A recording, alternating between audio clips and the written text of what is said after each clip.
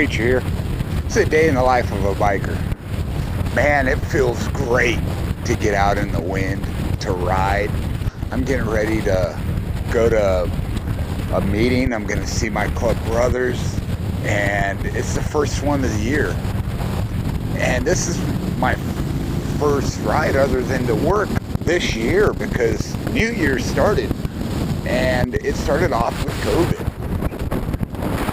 Actually, my year ended with COVID too, so I am grateful that the weather is good, because it had been raining, it had been windy, it had been horrible, and that I'm able to get out and go on this ride, to spend some time out and to start afresh.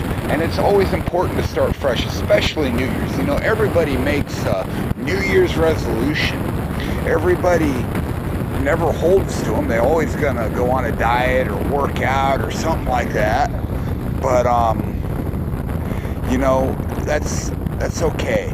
As long as a Christian, you're making sure to start afresh with God daily. That's the only resolution you need, to make sure that you're choosing to live for Him and not live for others. And part of that is how we treat other people. You know, it's so easy to look down on people and to be mad at people and to hate people. But you know, sometimes all we do is become a judgmental bug. And God is anything but judgmental. Stop and think about this for a second. John 3:17 says, "For God did not send His Son into the world to condemn the world, but that the world through Him might be saved." So if we're going around just judging people and putting them down and kicking them and not understanding that, hey, if you live that lifestyle, you might be in the same way. If you'd grown up in the same conditions they did, you might be worse off. You know, we should be more understanding and telling people, hey, look, this is a rough world. Yeah, you may have made some mistakes, but there's hope for you, right?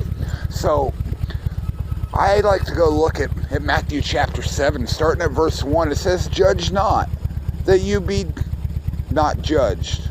For with the judgment you pronounce, you will be judged, and with the measure you use, it will be measured to you. Why do you see the speck that is in your brother's eye, but do not notice the log in your own eye? How can you say to your brother, let me take that speck out of your eye, when there's a log in your own eye? You hypocrite. First, take the log out of your own eye. Then you can see clearly to take the speck out of your brother's eye." Stop and think about what that means for a second, really.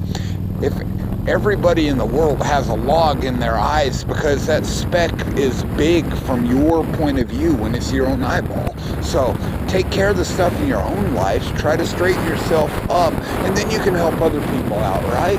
And not to judge people, not to put them down. It says with the same judgment we use, we're going to be judged. In other words, it's not my place to look at somebody and say, God doesn't love you and you're not going to heaven.